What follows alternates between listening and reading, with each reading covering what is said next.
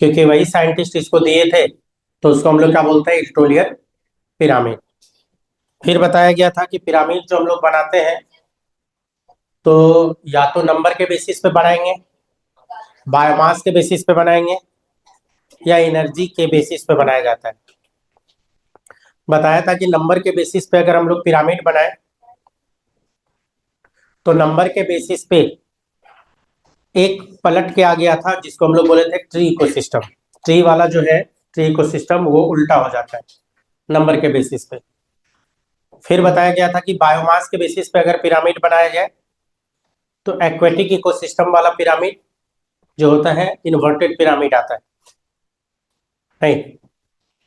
और फिर बताया था एनर्जी के बेसिस पे, तो एनर्जी के बेसिस पे कोई भी इन्वर्टेड नहीं था। इन्वर्टेड पिरामिड में मेनली आपको दो ही जानना था, एक ट्री को सिस्टम जो इन्वर्टेड हो जाता है नंबर के बेसिस पे, याद रखना होगा आपको, और बायोमास के बेसिस पे एक्वेटिक इकोसिस्टम पलट जाता है। तो ये दो पिरामिड जो है, जिसको हम लोग बोलते हैं उल्टा पिरामिड।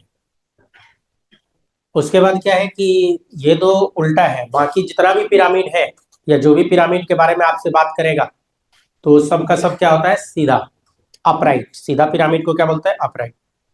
पिरामिड का कुछ लिमिटेशन भी था, मैंने बताया था पिरामिड के लिमिटेशन में, कि पहला लिमिटेशन तो ये है कि पिरामिड जो है केवल फूड चेन को एकोमोडेट करता है, फूड वेब को एकोमोडेट नहीं कर पाता है।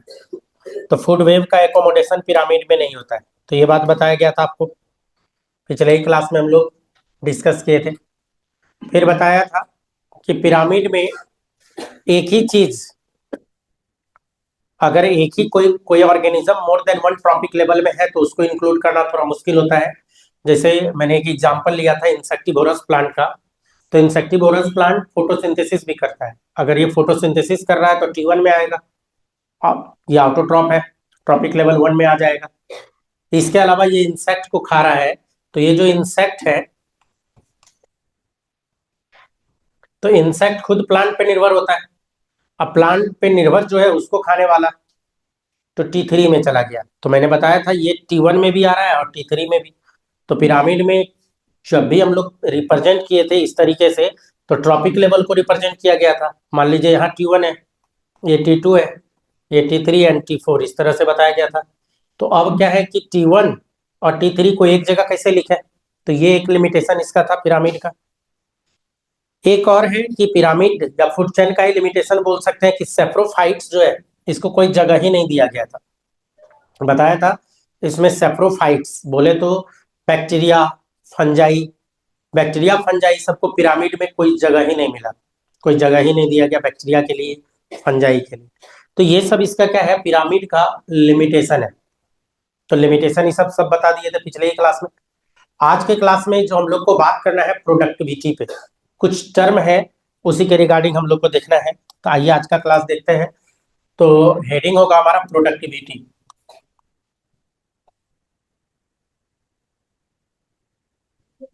तो प्रोडक्टिविटी के अकॉर्डिंग हम लोग बात करेंगे।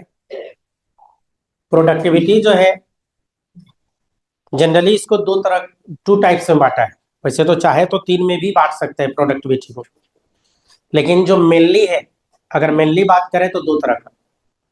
पहला जो प्रोडक्टिविटी जिसको हम लोग बोल देते हैं प्राइमरी प्रोडक्टिविटी, इसी के अंतर्गत जो हम लोग एक बात करेंगे, तो पहला हो जाता है प्राइमरी, प्राइमरी प्रोडक्टिविटी कहलाता है।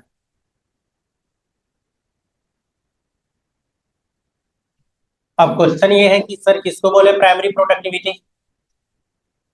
तो प्राइमरी प्रोडक्टिविटी की जो बात करें, तो इसमें क्या होता है, इसको जो डिफाइन करता है, तो अमाउंट ऑफ बायोमास, अमाउंट किसका, बायोमास का। तो अमाउंट ऑफ बायोमास या ऑर्गेनिक मैटर जो होता है प्रोड्यूस पर यूनिट एरिया, नहीं, इन अ यूनिट टाइम, एक पार्टिकुलर टाइम में या यूनिट टाइम में एक यूनिट एरिया कितना ज्यादा बायोमास का प्रोडक्शन करता है, तो उसी को हम लोग किसमें रख देते हैं, प्राइमरी प्रोडक्टिविटी। तो इसको अगर डिफाइन करना हो, तो हम लोग क्या लिखेंगे, primary productivity is defined as, primary productivity is defined as, मैंने क्या बोला? अमाउंट, किसका amount? Amount of biomass, biomass की बात कर रहा है। अमाउंट ऑफ बायोमास, या इसी बायोमास को आप ऐसे भी लिख सकते हैं, या organic matter, amount of organic matter की बात करेगा। तो अमाउंट ऑफ बायोमास या amount of organic matter produce per unit area, produced per unit area, एक यूनिट एरिया में बायोमास का प्रोडक्टिविटी या ऑर्गेनिक मैटर का प्रोडक्टिविटी। लेकिन कब? तो ओवर अ टाइम पीरियड, कोई एक टाइम देगा, over a time period, time period is known as primary productivity कहलाता है, प्राइमरी प्रोडक्टिविटी कहलाएगा। तो यहाँ का कीवर्ड क्या है, अगर गौर से देखिए तो क्या बोला कि बायोमास का प्रोडक्शन या ऑर्गेनिक मैटर। दूसरा क्या बोल रहा है? Per unit area. और फिर लिमिटेशन क्या लग रहा है इसमें? Over a time period. तो ये यहाँ का कीवर्ड। तो ये जो है, तो ओवर अ टाइम पीरियड में जो प्रोडक्टिविटी है तो कौन करेगा? तो फोटोसिंथेसिस करवाएगा। दैट मीन्स कि यहाँ पे जो ये प्राइमरी प्रोडक्टिविटी की बात कर रहा है तो प्लांट के बारे में बात कर रहा है, यही प्लांट है।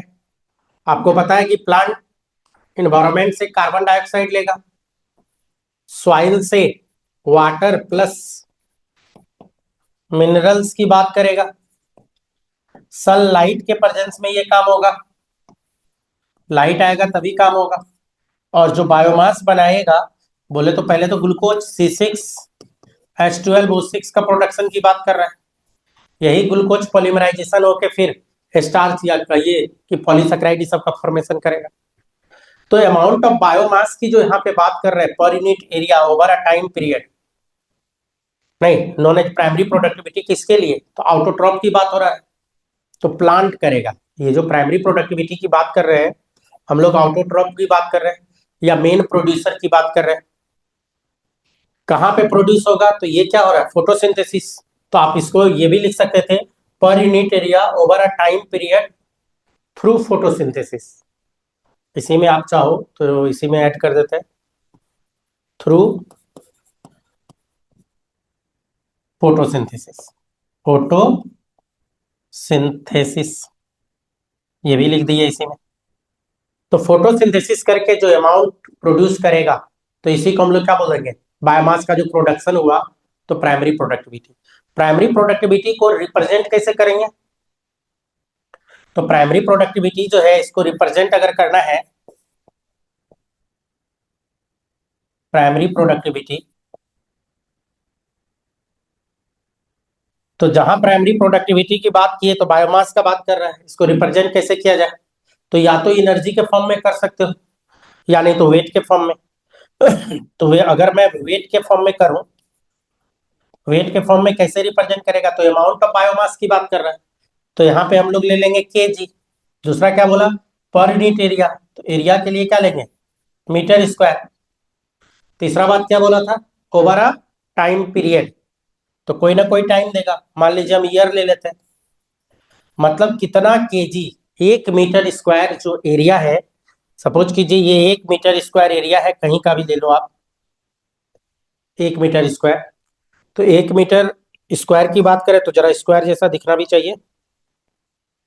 इसका मतलब 1 मीटर बोल रहा है कि ये चौड़ाई है, 1 मीटर लंबाई है।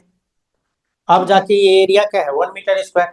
अब 1 मीटर स्क्वायर में ढेरों प्लांट हो सकता है, इधर भी प्लांट है, इधर भी प्लांट है, ढेर सारा प्लांट।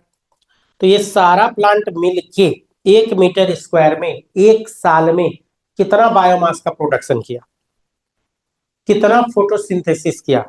नहीं, इसी को हम लोग क्या बोल देते हैं? Primary productivity. तो ये तो हो गया वेट के टर्म में। अगर एनर्जी के टर्म में इसी को करना हो, एनर्जी, तो एनर्जी के टर्म में करना है तो आप किलो कैलोरी पर मीटर स्क्वायर पे भी कर सकते हो, किलो कैलोरी पर मीटर स्क्वायर। लेकिन देखो यहाँ मीटर है, यहाँ कैलोरी है, तो पता ही होगा, एक ही यूनिट यूज करेंगे हम लोग। यहाँ पे भी जो है ना, आपका जो एनसीईआरटी दिया ग्राम पर मीटर स्क्वायर पर ईयर दिया है, तो क्या है कि ये सीजीएस है और ये ऐसा ही है। एनसीईआरटी आपका जो देखिएगा, एनसीईआरटी पढ़िएगा तो उसमें मिलेगा ग्राम पर मीटर स्क्वायर पर ईयर की बात कर रहा है। तो मालूम चला ये वो सीजीएस यूज कर लिया और ये क्या है, ऐसा ही यूनिट है। अब ऐसा ही करेंगे तो पूरा ऐसा ही करेंगे, सीजीएस करेंगे तो पूरा सीजीएस करेंगे, है ना। इसीलिए मैंने यहाँ चेंज कर दिया था केजी, क्योंकि अगर इसको ये इधर भी करेंगे तो कैलोरी और जूल, आपको पता है जूल ऐसा ही यूनिट होता है। तो हमको यहाँ पे क्या करना होगा, किलो जूल पर मीटर स्क्वायर करना होगा। बट क्या है कि एनसीईआरटी दिया है आपका, तो एनसीईआरटी के रिगार्डिंग बात करना पड़ेगा हम लोगों को। समझ में आया? तो ऑप्शन बनाते वक्त ध्यान दीजिएगा कि आपका एनसीईआरटी क्या लिखा है, ग्राम पर मीटर स्क्वायर, जबकि ग्राम के साथ पर मीटर स्क्वायर नहीं आएगा। ग्राम अगर लेंगे तो इधर पर सेंटीमीटर स्क्वायर पर ईयर चला जाएगा वो। या अब ग्राम नहीं लेना है, केजी लेना है, तो जैसा कि मैंने लिखा था, तो यहाँ पे क्या कर सकते हैं, केजी। अब ये सही है। उसी तरह से यहाँ पे किलो कैलोरी पर मीटर स्क्वायर पर ईयर अगर बात करें तो क्या हो जाएगा, तो कैलोरी ऐसा ही है या सीजीएस, सीजीएस है। इधर मीटर स्क्वायर क्या हो गया, ऐसा ही है। फिर गड़बड़ हो गया, दोनों बैठ नहीं रहा है एक दूसरे में, पॉसिबल ही नहीं है। तो फिर क्या करना पड़ेगा, अगर सही करके लिखूं तो किलो जूल लिखना होगा, किलो जूल पर मीटर स्क्वायर पर ईयर। अब ये सही है, लेकिन वही है कि एनसीईआरटी दिया है आपका। समझ में आया? एनसीईआरटी क्या दिया है, एनसीईआरटी में ग्राम करना है आगे, और यहाँ किलो कैलोरी करना है, ये ध्यान दीजिएगा। तो मैं तो तत्काल आपको सही करके बता दिया, लेकिन वही एक क्वेश्चन पूछेगा तो वो एनसीईआरटी को ही सही मान के चलेगा, भले वो गलत दिया है। रेट ऑफ बायोमास प्रोडक्शन जो होता है, इसी को बोलता है प्रोडक्टिविटी। क्या हो गया कि जहां लगा दिए टाइम तो हो गया रेट, तो इसी को तो बोल रहा है जिसे प्रोडक्टिविटी आखिर जो बोल रहा है, तो इसको किसको बोलेगा, तो आप बोलिएगा rate of biomass production is known as productivity. Productivity जब भी बोलेगा तो क्या बोलेंगे, rate of biomass production. Biomass के प्रोडक्शन के रेट को ही क्या बोलता है, प्रोडक्टिविटी। और उसको एक्सप्रेस कैसे करेंगे आपके सामने में। अब ये जो प्रोडक्टिविटी है, इसको फिर बांट दिया गया है, एक जीपीपी में, ग्रॉस प्राइमरी प्रोडक्टिविटी, और एक होता है एनपीपी। मतलब जो प्राइमरी प्रोडक्टिविटी है, इसी के अंतर्गत हम लोग दो बात करेंगे, इसी के अंतर्गत दो बात करेंगे। एक करेंगे हम लोग ग्रॉस प्राइमरी प्रोडक्टिविटी, और एक करेंगे नेट प्राइमरी प्रोडक्टिविटी। क्या होता है ग्रॉस, क्या होता है नेट, इसको देखने जा रहे हैं हम लोग। तो ये दोनों किसके अंतर्गत, प्रोडक्टिविटी में कि ग्रॉस प्राइमरी प्रोडक्टिविटी और नेट प्राइमरी प्रोडक्टिविटी। तो अगले पेज में ले रहा हूं मैं इसको, कि ग्रॉस कब बोलेंगे और नेट कब बोलेंगे। तो इसी के अंतर्गत एक काम करो, इसका नंबरिंग दे दो, इसको ले लो ए और इसको ले लो बी। तो हम लोग ए के बारे में बात कर रहे हैं, ए के बारे में बात करेंगे। तो ए, तो मैंने शॉर्ट में वहां लिख दिया, यहां पे डिटेल कर देता हूं, gross, gross primary productivity, short में GPP, gross primary productivity, short में क्या बोलेगा, जीपीपी। तो ये बोलता है ग्रॉस का मतलब ये टोटल की बात कर रहा है। ग्रॉस जब भी बात करेगा ये टोटल प्रोडक्शन की बात कर रहा है। दैट मीन्स कि ये कहना चाह रहा है it is the total amount of energy fix in an ecosystem, कि टोटल कितना एनर्जी फिक्स हुआ है या बायोमास कितना फिक्स हुआ है। इसकी जो बात करें तो इसको बोलता है it is the total amount of energy fixed in an ecosystem. क्या बात किया, टोटल, टोटल अमाउंट की बात कर रहे हैं। नहीं, कि एक इकोसिस्टम में टोटल अमाउंट कितना एनर्जी का फिक्स हुआ, लेकिन क्या है कि यहाँ पे ये भी लगाना होगा in unit time, in in unit time की ये बात करेगा कि एक यूनिट टाइम में कितना फिक्सेशन की ये बात कर रहा है इकोसिस्टम में। तो इसी को हम लोग क्या बोल देते हैं, इज कॉल्ड, शॉर्ट में लिख देता हूं जी पी पी, इसी को क्या बोलेगा, ग्रॉस प्राइमरी प्रोडक्टिविटी। तो ये जीपीपी किसको रिप्रेजेंट कर रहा है, तो यहाँ पे जो एनर्जी फिक्स की बात कर रहा है, तो आखिर एनर्जी फिक्स किसकी बात कर रहा है, ये बात कर रहा है ऑर्गेनिक मैटर का। जो एनर्जी को फिक्स किया तो क्या क्या बात कर रहा है, ये ऑर्गेनिक मैटर का बात कर रहा है कि ऑर्गेनिक मैटर कितना फिक्स है। तो उसी बात को बोल रहा है एनर्जी फिक्स कितना है, नहीं, तो जीपीपी जो है ऑर्गेनिक मैटर की ये बात कर रहा है। तो टोटल कितना है, तो उसी को क्या बोला, जीपीपी। या इसी को एक तरीके से और बोला जाता है, it is also known as, क्या बोला जाएगा, एज टोटल फोटोसिंथेसिस। मतलब कितना फोटोसिंथेसिस, टोटल कितना फोटोसिंथेसिस किया यूनिट टाइम। इसी बात को अगर और करके लिखो तो ऐसे भी लिख सकते हो कि टोटल फोटोसिंथेसिस प्लांट कितना किया है। इट इज ऑल्सो, इस फॉर्म में भी लिखा जा सकता है, non H total photosynthesis, photosynthesis, total कितना फोटोसिंथेसिस हुआ है, इस बात को हम लोग क्या बोलते हैं, जी पीपी बोल देते हैं। तो टोटल फोटोसिंथेसिस मतलब टोटल कितना बनाया। इसको अगर आसान भाषा में समझे तो मान लीजिए मैं कहीं जॉब करता हूं या आप भी लोग कहीं जॉब कर रहे हैं, और मान लीजिए कि टोटल आपको 1 लाख रुपया पर मंथ मिलता है जॉब में, बाकी और काम नहीं है आपका, और कोई सोर्स नहीं है, तो आपने जो टोटल कमाया तो वो है जीटीपी। अब 1 लाख मान लीजिए मिला, तो अब 1 लाख का 1 लाख मैं बैंक में तो नहीं रख दूंगा, मेरा खर्च रहेगा, या आप कमाए तो आपका खर्च है, फ्लैट रेंट दीजिएगा, हो सकता है गाड़ी का ईएमआई जा रहा हो, बुतरू सब है तो उसका पढ़ाई में पैसा जा रहा होगा, खाना खाइएगा, कपड़ा है, दवाई है, और भी बहुत कुछ इस तरह का छोटा छोटा चीज है, तो वो सब में खर्च होगा। अब मान लीजिए उस 1 लाख रुपया में 90 हजार आपका खर्च हो गया, तो जो बचा 10 हजार, आप या तो उसी को बैंक में रख सकते हैं या उसी को स्टोर रख सकते हैं कहीं भी, तो वो हो जाएगा एनपीपी, कि बचाए कितना, खर्च करने के बाद बचाए कितना, वो हो जाएगा एनपीपी। तो खर्च भी जरूरी था, तो एक होता है नेट प्राइमरी प्रोडक्टिविटी इसी में जीपीपी, और दूसरा क्या है, एनपीपी। तो उसको बोलते हैं हम लोग net primary productivity, net primary productivity,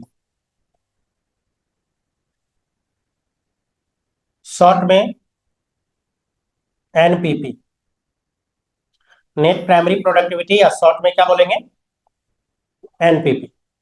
तो ये क्या हो गया, it is the total amount of store organic matter, जो बैंक में स्टोर किए या हम अपने घर में स्टोर किए, तो स्टोरेज की ये बात कर रहा है। तो ये क्या बात करेगा, it is the total amount of storage, it is the total amount of store organic matter.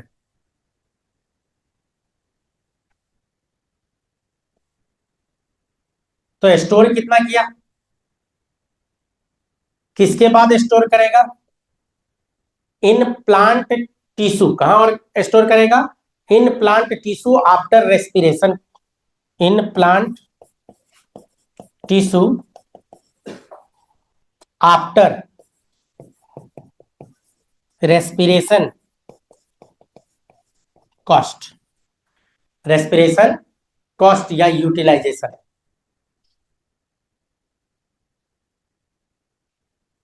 Respiration utilisation के बाद स्टोर कितना किया, तो इस बात को क्या बोलेगा, नेट प्राइमरी प्रोडक्टिविटी। तो रेस्पिरेशन यूटिलाइजेशन, तो रेस्पिरेशन करने में जो खर्च हो गया, कहने का मतलब खर्च काटने के बाद की ये बात कर रहा है, खर्च काटने के बाद ये बात कर रहा है। दैट मीन्स कि अगर हम लोग एनपीपी में जाए, नेट प्राइमरी प्रोडक्टिविटी, तो ये टोटल जो कमाए थे जीपीपी माइनस आर, आर बोले तो रेस्पिरेशन कॉस्ट की यहाँ पे बात कर रहा है, या रेस्पिरेशन यूटिलाइजेशन की बात कर रहा है, जो रेस्पिरेशन में यूटिलाइज किया गया उसके रिगार्डिंग ये बात कर रहा है। ये आर यहाँ पे क्या है, रेस्पिरेशन कॉस्ट, कि रेस्पिरेशन कॉस्ट को काट दीजिए। जिंदा रहने के लिए रेस्पिरेशन करना होता है। जैसा कि मैंने बोला कि कमाए 1 लाख, अब रूम भाड़ा फ्लैट भाड़ा ना दोगे तो मकान मालिक भगा देगा, नहीं, खाना खाने के लिए भी खर्च होगा, किराने वाले को सामान देना होगा, गैस लाना होगा, हम लोग अगर अपनी बात करें तो, प्लस और भी बहुत सारा हम लोग का अपना खर्चा है। जैसे हम लोग में तो ढेरों खर्चा है, कपड़ा है, दवाई है, नहीं, पेट्रोल है, डीजल है, और भी बहुत सारा दिस दैट है। लेकिन प्लांट की बात करें तो बेचारा वो तो कपड़ा पहनता नहीं है प्लांट, दवा दारू करने हॉस्पिटल तो गया नहीं, तो वहां मेन कॉस्ट क्या गिर जाता है, रेस्पिरेशन, जो उसने बनाया था। तो बनाया क्यों था, खाने के लिए बनाया था, तो जिंदा रहने के लिए जितना उसको खर्च करना पड़ा वो कर दिया। जो रेस्ट अमाउंट बच गया है, जो रेस्ट अमाउंट बचा है, उसी को बोलेंगे क्या, नेट, कि नेट कितना बचाया, तो उसको बोला जाता है नेट प्राइमरी प्रोडक्टिविटी। तो इसी फॉर्मूला को हम लोग ऐसे भी कर सकते थे, और अगर करके लिखूं तो ऐसा भी लिखा जा सकता है, NPP plus R is equal to GPP, मतलब ग्रॉस प्राइमरी प्रोडक्टिविटी। जहां मैंने बताया यहां पे मैं ये फॉर्मूला यूज कर सकता था कि अब अगर बात करूं कि जीपीपी किसके बराबर होगा भाई, तो net primary productivity plus respiration cost, उसके बराबर क्या आ जाएगा, जी पीपी की बात करेंगे, जीपीपी।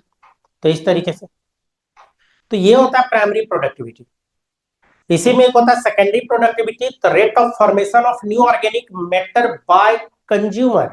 प्राइमरी में क्या है, प्रोड्यूसर, अब बात किसकी करने जा रहे हैं, कंज्यूमर। तो सेकेंड के बारे में जो बात करें, हटाओ,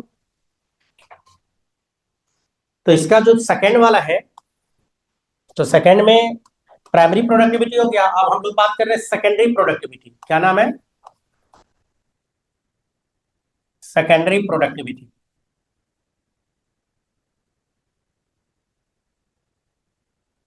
तो कंज्यूमर के द्वारा कितना बनाएगा भाई, कंज्यूमर भी तो कुछ बनाएगा। तो सेकेंडरी प्रोडक्टिविटी में बोलेंगे secondary productivity is the rate of biomass, किसके द्वारा प्रोड्यूस करेगा, रेट ऑफ बायोमास फॉर्मेशन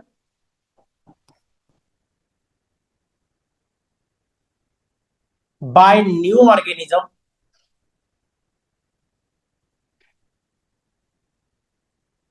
तो न्यू ऑर्गेनिज्म में कौन, तो यहां पे जो न्यू ऑर्गेनिज्म लिखे है, तो इसके जगह एक काम करता हूं, ऐसे लिख दो, rate of biomass formation by consumer. तो कंज्यूमर में आप न्यू ऑर्गेनिज्म को जोड़ सकते हैं कि ढेर सारा न्यू ऑर्गेनिज्म था। क्या मतलब, याद कीजिए मैंने बोला था लिविंग से रिलेटेड कोई भी बात करेंगे तो एक सेंटेंस बोला था, याद कीजिएगा, आपका हर एक क्वेश्चन ही यहाँ का बन जाएगा। तो प्लांट है, ग्रास खाने वाला क्या था, रैबिट खाने वाला, फॉक्स खाने वाला। तो प्राइमरी प्रोडक्टिविटी तो इसके रिगार्डिंग बात किया, प्राइमरी प्रोडक्टिविटी।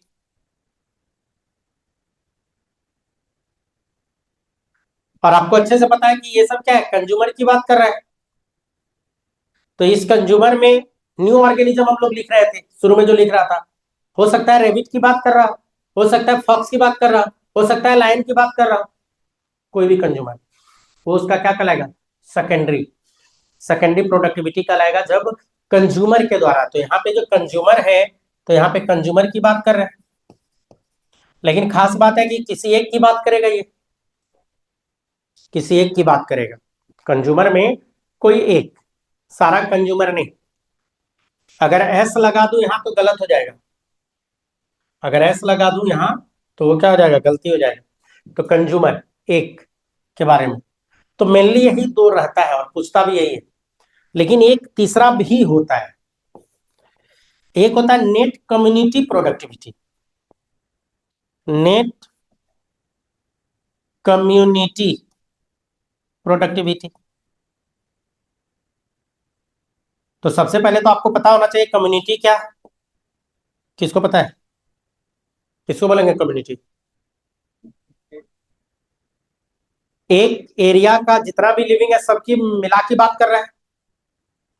जैसे मैंने बताया था, ये क्लासरूम में जितना भी लिविंग है सबको मिला दीजिए तो कम्युनिटी कहलाएगा। अगर मैं इस लाइन की बात करूं, अगर एक एरिया में है ये ग्रासलैंड इकोसिस्टम में, तो रैबिट फॉक्स लायन तीनों को मिला के बात करेगा। यहाँ एक का बात क्या है, यहाँ टोटल क्या करेगा, मिला के बात करेगा। तो इसको हम लोग क्या बोलेंगे, एनसीपी शॉर्ट में लिखे तो नेट कम्युनिटी प्रोडक्टिविटी। तो कम्युनिटी कहने का मतलब ये किसकी बात कर रहा है, all living organism present in particular area in a time period. नहीं कि कम्युनिटी, ऐसे मैं पहले भी इसको डिफाइन कर चुका हूं, अभी तो जस्ट मैं ओवरऑल लिख दिया इसको। तो अब यहाँ पे फिर क्या बात करेंगे, तो यहाँ बात करेंगे rate of storage of organic matter not used by heterotroph. किसी भी हेट्रोट्रॉप के द्वारा जो यूज नहीं हुआ वो सबको मिला दे तो कम्युनिटी कहलाएगा, कम्युनिटी प्रोडक्टिविटी। मतलब द रेट ऑफ, यहां पे जो लिखा जाएगा द रेट ऑफ किसका, storage of organic matter, storage की बात कर रहा है। Organic organic matter not used by heterotrophs. जितना भी हेटरोट्रॉप्स है जो यूज नहीं किया है, दैट मीन्स कि जो रेबिट खाया था तो पक्का ये कुछ ना कुछ बचाया, तब तो इसका बॉडी बढ़ा था, तब तो इसका वेट बढ़ा था, तब तो इसका वॉल्यूम बढ़ा था। रेबिट को खा के फॉक्स जिंदा था तो फॉक्स भी अपना वॉल्यूम बढ़ाया, वेट बढ़ाया। लायन भी होगा, प्लस ये सब नंबर भी बढ़ाया है। सबको मिलाएंगे तभी कम्युनिटी कहलाएगा। तो जितना भी एक एरिया में लिविंग ऑर्गेनिज्म है, सब जो बचाए हुए हैं बायोमास सबको मिला दीजिए तो वो उसका कम्युनिटी का प्रोडक्टिविटी कहलाएगा एनसीपी, नेट कम्युनिटी प्रोडक्टिविटी। तो एनसीपी जो होता है इज इक्वल टू, आप लिख सकते हो क्या, नेट प्राइमरी प्रोडक्टिविटी एनपीपी। तो एनपीपी क्या आ गया, जो प्राइमरी प्रोडक्टिविटी था तो उसमें जो बचाया था वही ना मिलेगा। जैसे यहां देखो, ये जो बचाएगा, कहा गया, नहीं तो ये बनाया, तो बनाया तो खाया भी, खाने के बाद जो बचाया तो टोटल जो बनाया था वो तो जीपीपी। ये जो बचाया था वही ना इसको इसको इसको किसी को मिल पाएगा। ये जो बचाया उसी को ये खाया। अब ये भी यूज किया, अपना रेस्पिरेशन कॉस्ट सब हटा दीजिए, ये जो बचाया उसी को ये खाया, एंड सो ऑन, इस तरह से चलता रहेगा। तो उसी को यहाँ पे बोल रहा है एनसीपी में कि नेट प्राइमरी प्रोडक्टिविटी में हम लोग हटा देंगे क्या, हेट्रोट्रॉप्स, जितना भी हेट्रोट्रॉप्स है सबका, हेट्रोट्रॉप्स का क्या, हेट्रोट्रॉप्स रेस्पिरेशन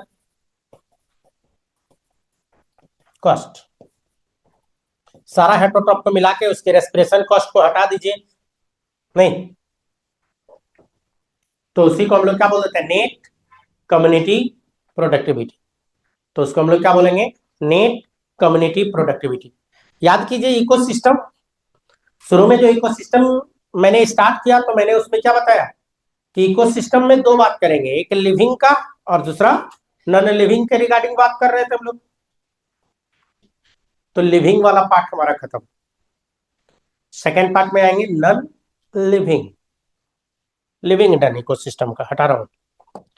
तो इकोसिस्टम की जो बात कर रहे थे हम लोग, इको सिस्टम, तो बोला गया था किसी पार्टिकुलर एरिया में लिविंग प्लस लिविंग, जिसको कि बायोटिक भी बोले थे, जितना भी बायोटिक फैक्टर है सबको मिला के बात किए, और नॉन लिविंग जिसको हम लोग ए बायोटिक के बारे में बात करेंगे। तो हम लोग अब तक पढ़ चुके हैं, ये दोनों को मिला के इकोसिस्टम बोल रहे थे, तो हम लोग इसके रिगार्डिंग बात कर चुके हैं। ये हो गया लिविंग में ए टू जेड बात हम लोग कर चुके हैं। लिविंग के रिगार्डिंग हम लोग सारा बात कर चुके हैं। अब एबायोटिक इन्वायरमेंटल फैक्टर में जाएंगे। तो abiotic environmental factor non living की बात करें तो इसमें ढेर सारा फैक्टर आएगा। इसमें भी एबायोटिक में, एबायोटिक के रिगार्डिंग आप लाइट के रिगार्डिंग बात कर सकते हो। एबायोटिक में लाइट के रिगार्डिंग बात कर सकते हैं, टेम्परेचर के रिगार्डिंग हम लोग बात कर सकते हैं, एबायोटिक में आएगा। सॉइल के रिगार्डिंग हम लोग बात कर सकते हैं, वाटर के रिगार्डिंग हम लोग बात कर सकते हैं, नहीं, मिनरल्स के रिगार्डिंग बात कर सकते हैं, और भी है ETC। ढेरों फैक्टर पे बात किया जा सकता है। ये बायोटिक फैक्टर में ढेर सारा फैक्टर। आप लोग जो फोटोसिंथेसिस किए पढ़े, तो जो पढ़े उसमें जितना भी फोटोसिंथेसिस से रिलेटेड फैक्टर सब था, वाटर था, मिनरल्स था, लाइट था, एयर था, तो वो सब किसके अंतर्गत आ जाएगा? एबायोटिक फैक्टर के अंतर्गत आ जाएगा। तो यहाँ पे जो हम लोग बात करेंगे, एक एक करके सबके बारे में बात करेंगे। जैसे अगर मैं बात करूं लाइट, थोड़ा थोड़ा, ऐसे तो सारा बात आपको पता है, जितना भी फैक्टर लिखे हैं कहीं ना कहीं आपसे टकरा चुका है अब तक। कुछ बात 11th में आया था, कुछ बात 12 में आया, कुछ इसी चैप्टर में आया, और जो नहीं आया वो मैं पढ़ाऊंगा। जैसे लाइट के रिगार्डिंग बात करें तो लाइट क्या हो गया? कॉम्प्लेक्स फिजिकल फैक्टर के अंतर्गत आ जाएगा वो। लाइट क्या होता है? एनर्जी होता है, इलेक्ट्रोमैग्नेटिक स्पेक्ट्रा होता है। मैंने बार बार बताया, अल्टीमेट सोर्स ऑफ एनर्जी हमारे इस अर्थ का क्या है? लाइट ही तो है, sunlight. Sunlight ultimate source of energy. Light को जो मेजर किया जाता है लक्स मीटर से, या फोटोमीटर भी बोल सकते हो। लाइट को जो मेजर करेंगे तो लक्स मीटर, लक्स मीटर या फोटोमीटर। फोटो मतलब लाइट, और उसको मेजर करने वाला,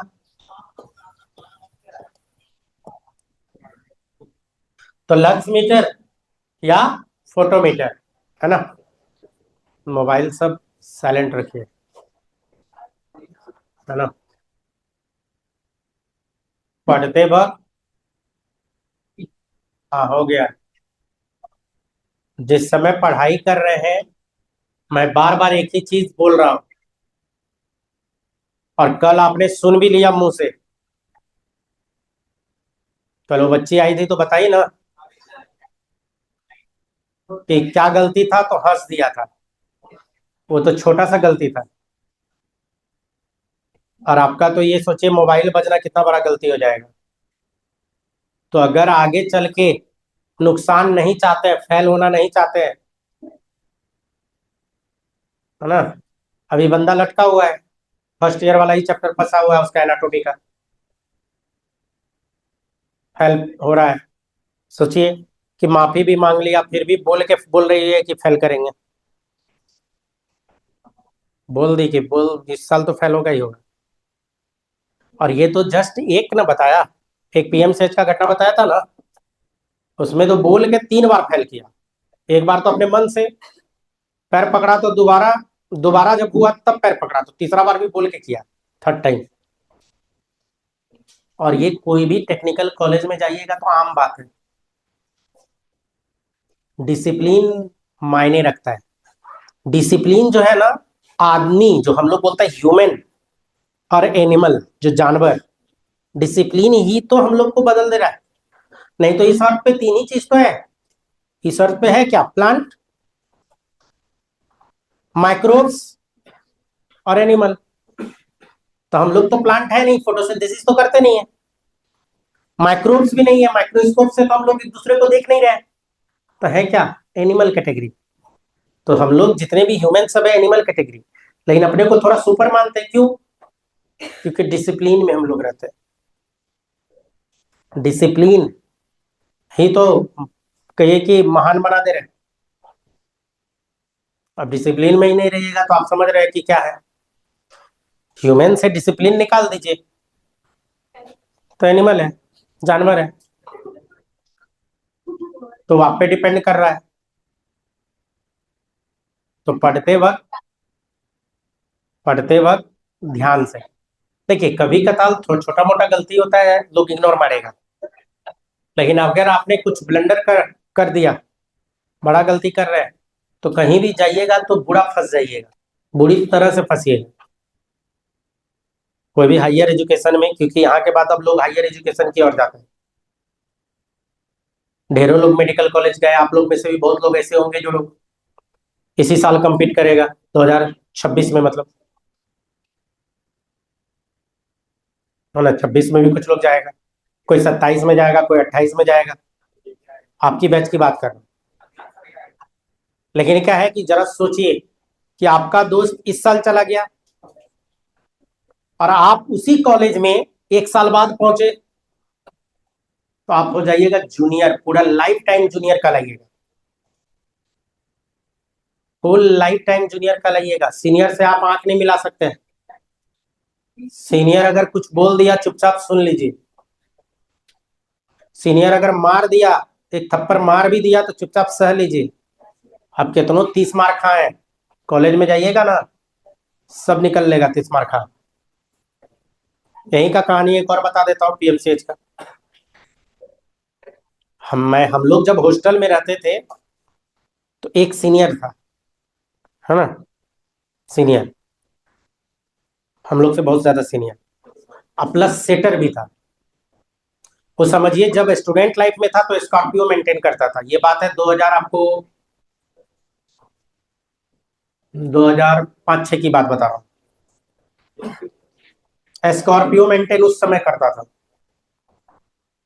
पैकेट में दोनों पैसा जो है ना भरल रहता था। हाँ, हॉस्टल की बात बता रहे, हॉस्टल में रहता था, दो फ्रेंड था। अब वो क्या बोलता था ऐसे ही, हम लोग से जब बात होता था, हम लोग का कोई रैगिंग ले लेगा। अस्सी यहाँ का था, जहानाबाद का। हम लोग का रैगिंग ले लेगा, मजाल है, किसको औकात है रैगिंग ले लेगा। जैसे मेडिकल कॉलेज में एक पाँव रखेंगे, धड़ाक धड़ाक गोली चलेगा, दूसरा पाँव रखेंगे, धड़ाक धड़ाक गोली चलेगा। है, ऐसे करके था। तो सुन लिए, सीनियर था, सुन लिए। कुछ दिन बाद क्या हुआ कि मैं एक दिन ऐसे ही हॉस्टल गया, पीएमसीएच मेरा आना जाना लगभग रोज का ही था। मेरा फ्रेंड का देखे थोड़ा मुंह लटके है। बोले क्या हुआ? बोलता आज एगो जूनियर को मार दिए, मूड खराब कर दिया, मुंह लग रहा था, दिए थप्पड़। अब क्या है कि सीनियर भी मार के खुश नहीं होगा, थोड़ा दुख होता है। तो वही देखे मुंह लटका के बेटा। बोले किसको मार दिया? जैसे नाम बोला तो मेरा दिमाग हिट किया। हम बोले फलना। कहता हाँ, तुम कैसे जानता है? हम बोले अरे वही फ्रेंड सर्किल में। कहता बड़ा बदतमीज है। बोला आज बड़ी मार खाया है। हम तो मारबे किए हैं, मेरा बैचमेट सब भी धोया है, लेकिन पहला थप्पड़ हम ही मारे थे। तो ये हो गया। और उसके बाद क्या हुआ, मछुआ टोली में एक दिन हम मेरा फ्रेंड जो भाई उसका जो सीनियर था, तो बोला चलो चाय पी के आते हैं। तो वहाँ एगो चाय दुकान बड़ा फेमस, मंदिर के सामने। तो लेके गया हमको। तो देखे वो चाय पी रहा था, वो हमको जो देखा उसके गाड़ी पे बैठे हुए, तुरंत वहां से 9 2 11 उस दिन के बाद आज तक वो हमसे बातें नहीं किया। काहे नहीं बात किया? धड़ाक धड़ाक, नहीं समझे। वो तो पूरा बात लेता कि मेरा रैगिंग ले लेगा कोई। तो मेडिकल कॉलेज में जाइएगा ना, तो मेडिकल कॉलेज में सीनियर भी बहुत मायने रखता है। बिना सीनियर के हेल्प के पास होना मुश्किल हो जाएगा। टीचर तो है ही, तो टीचर तो बॉस है वहां का। लेकिन सीनियर ही आपको गाइड करेगा। इतनी मोटी मोटी बुक रहेगी, आप 6 एनसीईआरटी मिला दो, उतना मोटा मोटा 5 को 7 को बुक एक ईयर में पढ़ना रहेगा, एक साल में पढ़ पाओगे क्या? आज तक 6 एनसीईआरटी पन्ना नहीं पलटे होगे आप लोग। पढ़ने का तो बात छोड़ो, ईमानदारी पूर्वक एक भी हाथ उठा दो जो आर पार पलटा है 6 एनसीईआरटी का। पूरा क्लास इतना इतना बच्चा बैठा हुआ है, नहीं ना? तो आप पढ़ने का बात कर रहा हूँ, हमको पता है नहीं किए होगा। हाँ, दूसरे का नाम नहीं लेना। जब पेज नहीं पलटे वहां पढ़ना है, प्लस क्वेश्चन पूछेगा बंदा, टीचर तो क्वेश्चन पूछेगा, अब पूछेगा तो जवाब नहीं दिए वाइवा में तो फेल कर देगा। यहाँ तो सीनियर ही आपको हेल्प करेगा इस जगह। कैसे करेगा हेल्प? सीनियर अपना बुक देगा, बोलेगा ये बुक पकड़, और जहां जहां अंडरलाइन मेरा है उतना अंडरलाइन अपने में कर, और उतने पढ़ के जाइयो एग्जाम में, उतने में आएगा।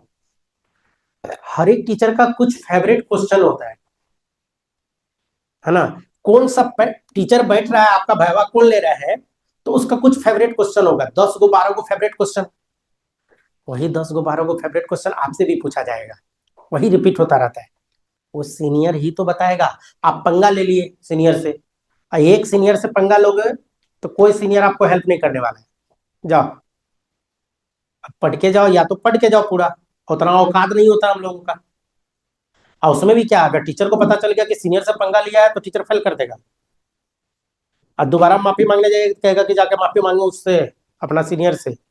तो वहां सब बड़ा जबरदस्त एसोसिएशन होता है, कितनों बड़का गुंडा है, मजा ले मेडिकल कॉलेज में जाके मारपीट कर ले, हंगामा कर ले, पटक के मारता है वो लोग को। आप सोचो ना, पीएमसीएच एक ईयर में 200 बच्चा है, first year 200, second year 200, third year 200, fourth year जो फाइनल ईयर 200, इंटर्नशिप में लगभग 200, पीजी वाला 100 को पीजी वाला है, प्लस और डॉक्टर है। तो सोचो एट ए टाइम वहां पे कितना, 1000 1500 डॉक्टर है, और डॉक्टर डॉक्टर कितनों होगा, आपस में जो हो जाए, बाहरी से अगर लड़ाई हुआ तो सब एक। और सिर्फ वही नहीं, आप पीएमसीएच मार करो, बिहार का हर एक मेडिकल कॉलेज स्ट्राइक पे चला जाएगा। गया मेडिकल कॉलेज से मेरा भाई किया है, गया मेडिकल कॉलेज से एमबीबीएस है, वहां का मतलब नामी एक और सांसद भी रहे हुए हैं, और दबंग भी। खूब पहुंच गया बॉडीगार्ड इस सब को लेके, और वहां के टीचर का खाली कॉलर पकड़ लिया था। वहां एक टीचर थे, कुछ हुआ था, किसी का डेथ उथ हो गया था इलाज करने में, कॉलर ऐसा स्ट्राइक किया, दौरा दौरा के मारा था सबको मेडिकल कॉलेज में, उसको दबंग जो वहां का था, खूब मार मारा, गोली वोली सब चल गया था। पूरे इंडिया का मेडिकल कॉलेज स्ट्राइक पे था, सिर्फ बिहार का नहीं। सब लिंक रहता है एक दूसरे से, एक जगह मार करोगे सब लिंक। माफी मंगवाया उससे, माफी मांगना पड़ गया उसको, दोबारा मारो खाया, माफी भी मांगा, पूरा एकदम उसका पूरा वायरल किया था। तब जाके सब खोला, क्या है कि मेडिकल कॉलेज में क्या, इमरजेंसी जहां बंद होगा मरना स्टार्ट कर देगा लोग। इमरजेंसी में क्या हाल होता है, अगर कभी देखना हो तो एक बार जाइए पीएमसीएच, खाली गेट पे ही 1 घंटा खड़ा रहना, बस 1 घंटा, कभी देखो, पता चलेगा इमरजेंसी क्या है। और अगर गलती से अंदर घुसने का मौका मिल जाए तो घुस जाओ। और घुसने का एक के तरीका है, फुल कॉन्फिडेंस में, क्या है कि वहां गार्ड रहता है, फुल कॉन्फिडेंस में घुसो। गार्ड हाथ दे रहा है तो उसको एक के लाइन बोलो, पहचानता नहीं है जी, डर जाएगा। लेकिन कॉन्फिडेंस चाहिए, दे हाथ भी चाहिए उस तरह का दे। जैसे आज तक मेरे को नहीं रोका, इसलिए नहीं रोका, वो जानता है कि डॉक्टर ही है, वो जानता है डॉक्टर है। तो उस तरह का रहना भी चाहिए। अब ऐसा नहीं कि एकदम अजीब सा पहन ले, झूलर पुलर जा रहे हैं तो गड़बड़ रोक देगा। एकदम जाओ, एकदम कॉन्फिडेंस में, कोनो इमरजेंसी में घुस जाओ, किधरों घुस जाओ, ऐसा घुसो जैसे आपके बाबूजी का घर है, ऐसा घुसो। क्या कर लेगा कोई? मान लो पकड़ा ही है, क्या कर लेगा? निकाल देगा, इससे ज्यादा क्या करेगा? लेकिन ऐसा मौका ही क्या दे कि पकड़ा जाए। और उससे भी अच्छा, यहाँ का एप्रोन मिला है ना, कुछ नहीं करना है, खाली कंधा पे डाल देना है, मजा लेगा, रुक लेगा। एप्रोन का ताकत आपको देखना है, पीएमसीएच में घुस के देखो, एप्रोन हाथ में लेके देखो, खाली हाथ में रखो ना, लटका के, कोई पूछेगा तो सीधा, जैसे पीएमसीएच घुसे, पीएमसीएच घुसे अगर कोई रोक दिया, खाली मुंह नहीं लगना है किसी से, हाँ बस, अगर नाम कुछ पूछा, पीएमसीएच वाले को बोलो कि गया से है, एनएमसीएच से, डीएमसीएच से। और अगर लग गया कि अगला सेकंड ईयर का है तो उसको बोलो थर्ड ईयर का है, अपने बोलेगा बॉस बॉस आइए ना बॉस, आइए बस। जहां उसको बताए एक ईयर ऊपर तो समझ लेगा मेरा बाप है। समझ में आया क्या समझेगा कि मेरा बाप है। और जहां ये समझेगा वो और हेल्प करेगा आपका। तो कभी भी हाँ अटेंशन नहीं लीजिए। होम बायोलॉजी क्लासेस इतना छोटा भी नहीं, एक बार घुस के तो देखो, देख लेगा ना बंदा सब मेरा, तो आराम से घुमाएगा। घुमाएगा पीएमसीएच में एक साल में एक बार मेला लगता है, स्वास्थ्य मेला, उसमें जाइए। उसमें एक बार हम इसी तरह से क्लास में बोल दिए थे भिकना पारी वाले में, अब बोल दिए थे जाना, अब वहां फलना आदमी मिलेगा, बस उसको खाली नाम बोल देना मेरा। ये लोग क्या किया, पूरा ग्रुप चल गया एक साथ, मेरा नाम भी बोल दिया, तो बंदा पूरा एक्टिव हो गया।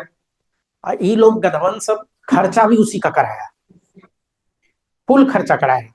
बाद में हमको बोलता रहे ढेर खर्चा करा दिया। हम कहा अच्छा है, करा दिया तो करा दिया। लेकिन उन लोग को फिर डांटे कि ये गलत था। मान लीजिए किसी का खर्चा क्यों कराइएगा, मान लीजिए सपोज कीजिए आप ही है और आपके पास हम भेज दिया किसी को, अब वो आपका खर्चा कराए तो कितना गड़बड़ है ना। हमको बाद में मालूम जब चला तो हम कहे नहीं तो गलत किया, तो उसका फुल खर्चा कराए। चलिए इधर बात कर रहे थे लाइट। तो लाइट को जो मेजर करेगा किसमें, लक्स मीटर या फोटोमीटर के रिगार्डिंग बात करेगा। इससे लाइट को मेजर किया जाता है। लाइट क्या होता है, इलेक्ट्रोमैग्नेटिक स्पेक्ट्रा। लाइट को अगर आप चाहो तो क्या लिख सकते हो, ईएम वेव भी लिख सकते हो या इलेक्ट्रोमैग्नेटिक स्पेक्ट्रा भी लिख सकते हो। लाइट, लाइट के बारे में आपको अच्छे से पता है कि लाइट जो सन से आता है तो ढेर सारा रेंज आता है। गामा रे है, एक्स रे है, यूवी है, विजिबल लाइट का रेंज है ना, इंफ्रारेड है, रेडियो वेव है, माइक्रोवेव, रेडियो वेव, ढेर सारा है, ढेर सारा लाइट आएगा। तो जो सन से लाइट आ रहा है ना, तो देखो ये हमारा अर्थ, ये मान लीजिए हमारा अर्थ है, और हमारा ओजोन भी है जो हम लोग को प्रोटेक्ट किए हुए है। ओजोन, ओजोन, ओजोन हम लोग को प्रोटेक्ट किए हुए है, O3 का लेयर। और सन से जो लाइट आ रहा है, सन, सनलाइट, तो सन से जो लाइट आ रहा है, तो ये लाइट जब हमारे ओजोन के अंदर, ओजोन के अंदर जो हमारा एटमॉस्फेयर है, जैसे हमारे एटमॉस्फेयर में घुसेगा, जिस समय एटमॉस्फेयर में घुस रहा है, जैसे एटमॉस्फेयर को स्ट्राइक करेगा, उस समय इसके पास जो एनर्जी होता है, यहाँ पे लाइट का एनर्जी 2 कैलोरी पर मीटर पर सेंटीमीटर स्क्वायर पर मिनट, ये यहाँ का एनर्जी होता है। और ये जो मैंने लिखा इसी को बोला जाता है सोलर कांस्टेंट।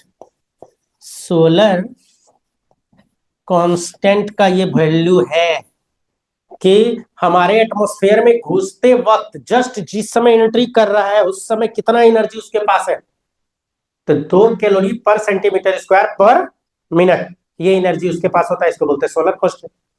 आपको ये भी पता है कि सन से जो लाइट आएगा, तो मैंने पहले भी पढ़ाया, बार बार पढ़ाया, 400 नैनोमीटर से लेके 700 नैनोमीटर का जो लाइट है इसी को बोलता है फोटोसिंथेटिक एक्टिव रेडिएशन, पार, PAR, पार। ये तो मैंने नैनोमीटर में लिखा। अगर माइक्रोमीटर में लिखना रहता 0.4 माइक्रोमीटर और करके 0.4 माइक्रोमीटर से लेके 0.7 माइक्रोमीटर और करके, ये क्या है, पार का रेंज है। तो जरूरी नहीं कि आपको 400 से 700 नैनोमीटर ही दे, जरूरी नहीं कि 0.4 से 0.7 माइक्रोमीटर ही दे।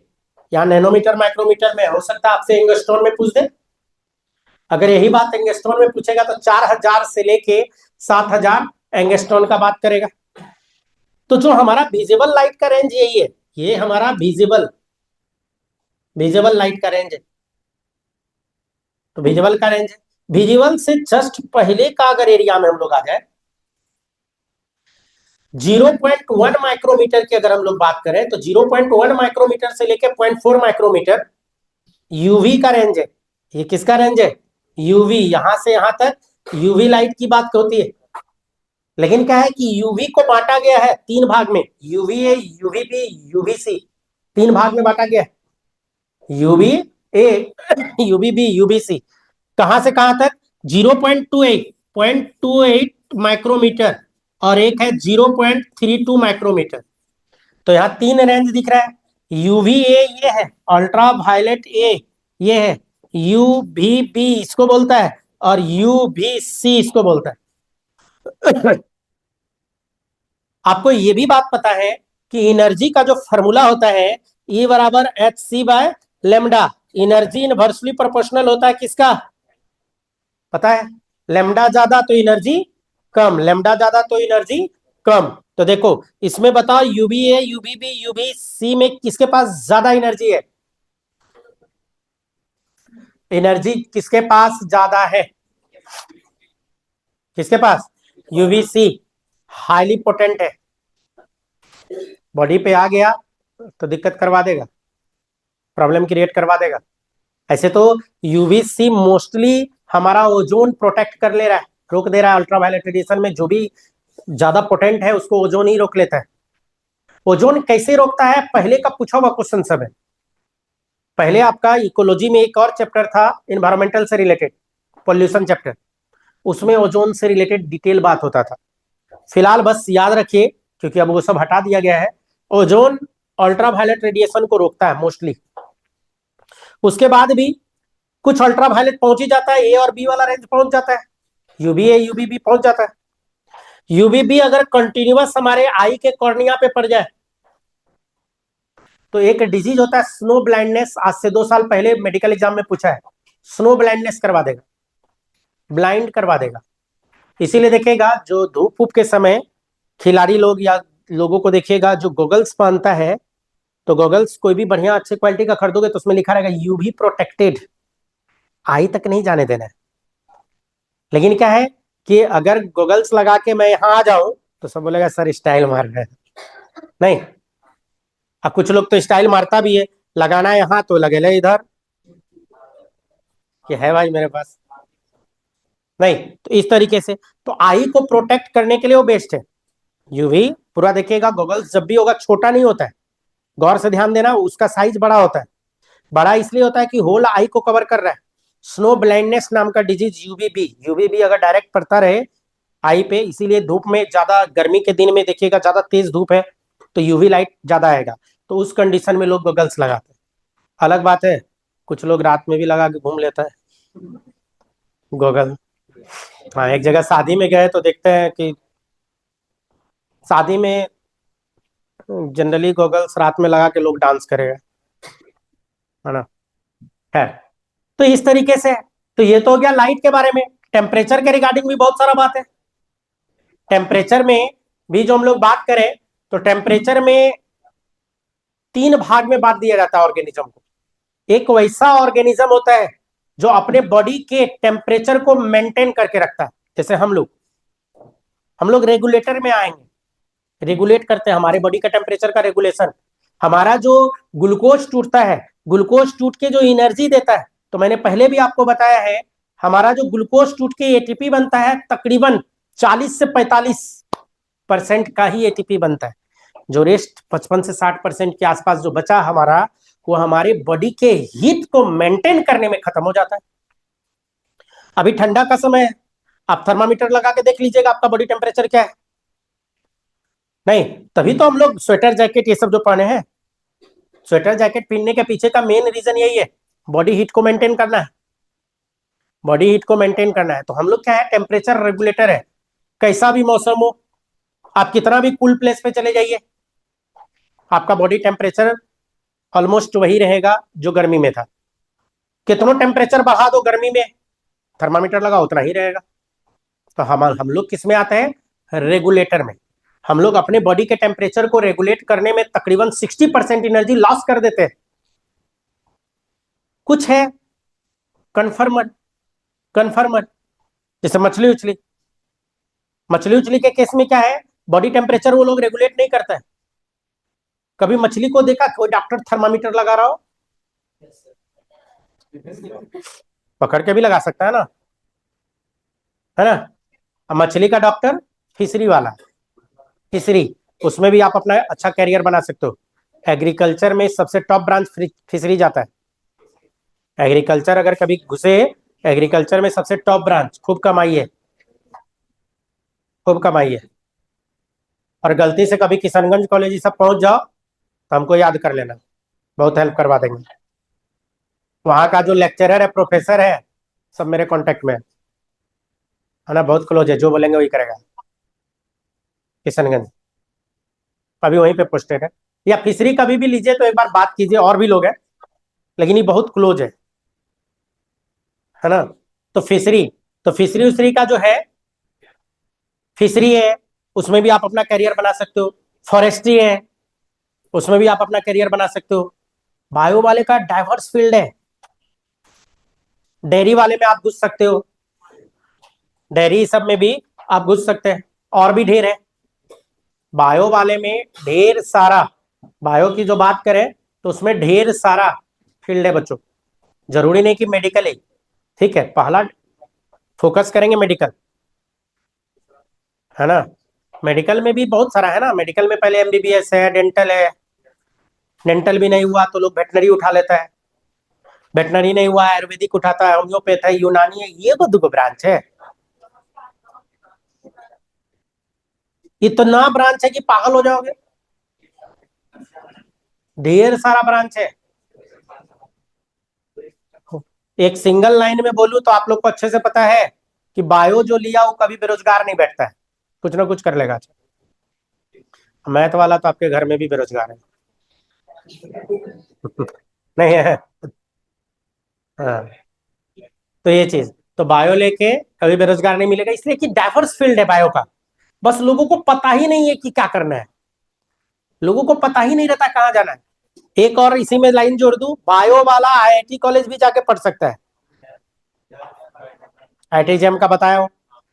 मैथ वाले को बता दो तो आईएम्स में जाके एग्जाम ले ले, मतलब पढ़ ले। एम्स का गेट के अंदर नहीं घुसने देगा, 21 शर्त पे घुसने देगा कि आप लेट के आइए, बीमार हो के आइए। बीमार होइए तब आने देगा। तो बायो वाले का ये पोटेंशियल है, बशर्ते थोड़ा सा पढ़ डालिए।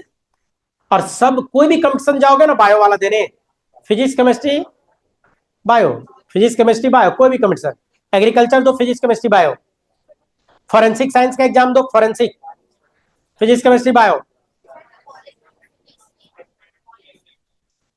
देखो, एंट्रेंस एंट्रांस अगर क्लियर हो गया, तब जब अंदर जाइएगा ना, एंट्रांस क्लियर होने के बाद, तो मेडिकल लाइन में केमिस्ट्री आपको ऑर्गेनिक पढ़ना पड़ेगा, फिजिक्स नहीं हटेगा। फिजिक्स थोड़ा बहुत है हल्का फल्का, लेकिन अगर टेक्निकल लाइन में कोई चले गए तो वहाँ फिजिक्स भी पढ़ना पड़ेगा।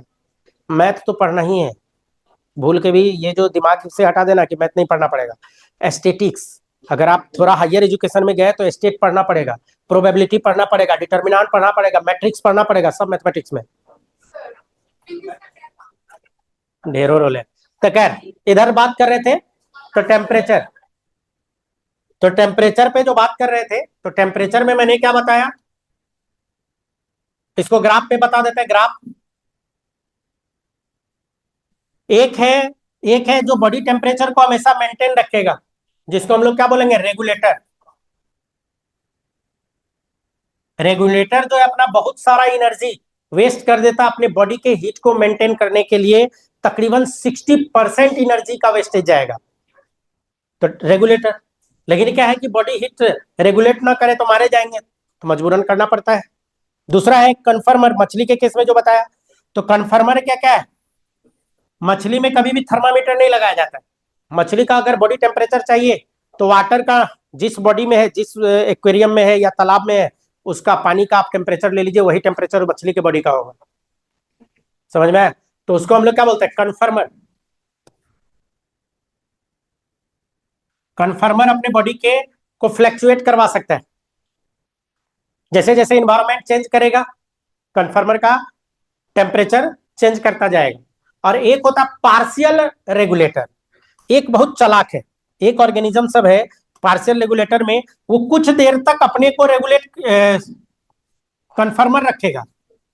कन्फर्मर कुछ देर तक काहे कि जानता है जहां जहां रेगुलेटर स्टार्ट किए, रेगुलेट स्टार्ट किए तो एनर्जी लग जाएगा, लेकिन जब लगता है कि अगर अब रेगुलेट ना करे तो मारे जाएंगे, तो पहले कन्फर्मर था, बाद में वो रेगुलेट करने लगा, तो इसको बोलता है पार्शियल रेगुलेटर। तो इसका क्या नाम दिया? Partial regulator. इस तरीके से बांटा गया। तो जैसे बर्ड मेमल्स, इस सब की जो बात करें, बर्ड मेमल, हम लोग हम लोग किस में आएंगे? रेगुलेटर में आएंगे। मछली उछली इस सब की जो बात करें, जैसे इसको और भी तरीके से कोल्ड ब्लडेड, वार्म ब्लडेड, हम लोग किस में आएंगे? Warm blooded. वार्म ब्लडेड ज्यादातर क्या होता है? बॉडी टेम्परेचर को हमेशा मेंटेन रखेगा। कोल्ड ब्लडेड वाला अपने बॉडी टेम्परेचर को फ्लैक्चुएट करवा देता है। बॉडी टेम्परेचर को वो क्या करेगा? फ्लैक्चुएट करवा देगा। और एक तो ये है। लेकिन ये जो तीन टर्म मैंने यूज किया, इस तीन टर्म में और भी कुछ खास बात है। जरूरी नहीं कि हमेशा टेम्परेचर, कंसंट्रेशन भी हो सकता है। कंसंट्रेशन, कि हम लोग का जैसे सेल का कंसंट्रेशन लगभग 300 मिली ऑसम के आसपास होता है, तो उतना वो रेगुलेट करके हमेशा रखेगा। कुछ है जो मछली उछली है, तो वो अपने बॉडी के कंसंट्रेशन को रेगुलेट नहीं करता है। जैसे बाहर जितना ज्यादा, जैसे देखो ये मछली है, मान लो, देखो मछली के साथ क्या प्रॉब्लम है। पानी में है, समुद्री मछली है, मान लो समुद्र में है, तो समुद्र का कंसंट्रेशन जो है बाहर ज्यादा होता है, तकरीबन 1000 मिली ऑसम से भी ज्यादा होता है। मिली ऑसम से भी ज्यादा होता है, 1000 से ऊपर होता है समुद्र का। और मछली का है, सेल का 300।